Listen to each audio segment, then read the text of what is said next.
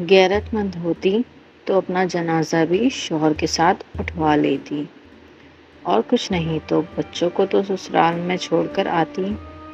یہاں اپنے خرچے پورے نہیں ہو رہے ہیں کہ اب ان کے بچوں کو بھی پالو۔ رانیہ اپنی عدت پوری ہونے کے بعد میکے لوٹی تو نازیہ بھابی کا پارا سوا نیزے پر پہنچ گیا، اور اب وہ اس کا اظہار کھلے عام کر رہی تھی۔ امی، آپ کو میری شادی کی اتنی جلدی کیوں ہے؟ مجھے ماسٹرز کرنا ہے۔ رانیہ نے ماں کے آگے اپنی خواہش کا اظہار کیا۔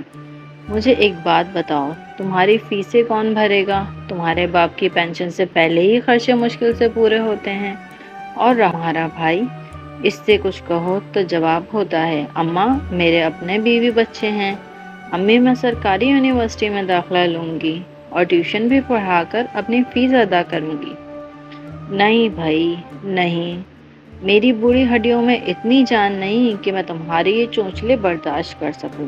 کماؤ پت لڑکا ہے، خاندان بھی اچھا ہے، شادی کرو اور گھر بساؤ، میری جان چھوڑو۔ امی نہیں کرتی ماسٹرز، کم از کم بیوٹیشین کا کورس ہی کرنے دیں۔ ڈگری یافتہ نہیں، ہنر یافتہ تو ہوں گی۔ یہ ساری باتیں فالتو اور فضول ہیں۔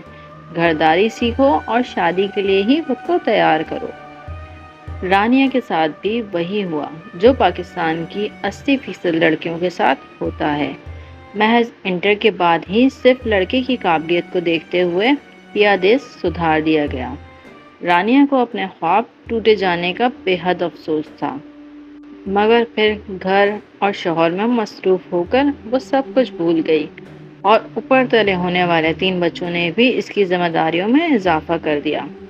مگر پھر وہ ہوا جو کسی نے سوچا بھی نہ تھا۔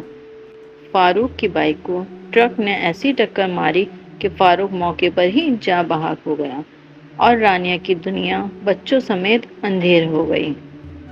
اور اب عدت کے بعد جب وہ میکے آئی تو بھابھی کے ناروا رویے نے اس کو اندر تک جھنجھوڑ کر رکھ دیا۔ اماں، آپ اس بوجھ کا کوئی حل نکالیں، میرے لیے اس بوجھ کو اٹھانا ممکن نہیں۔ رافع صبح ناشتے کے بعد رانیہ اور اس کے بچوں کو بوجھ کہہ کر اپنی ماں سے مخاطب ہوا۔ اس سے پہلے اماں کچھ کہتی، رانیہ سامنے آ گئی۔ بھائی، امی، مجھے بوجھ بنایا کس نے ہے؟ مجھے اس سوال کا جواب دیجیے۔ میں شادی سے پہلے کہتی رہ گئی کہ مجھے میرے پاؤں پر کھڑا ہونے دیں، پھر شادی کروا دیجیے گا، مگر آپ لوگوں نے میری نہیں سنی۔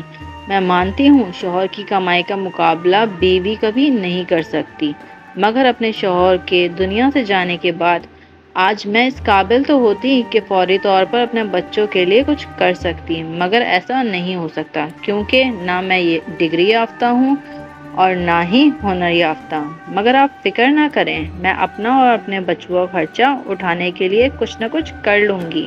ہاتھ پاؤں سلامت ہیں میرے، چاہے جھاڑو پوچھا کرنی پڑے یا پھر کھانا پکانے کا کام کرنا پڑے، کچھ بھی کر لوں گی، مگر خود پر اور اپنے بچوں پر بوجھ کا دھبا نہیں لگنے دوں گی۔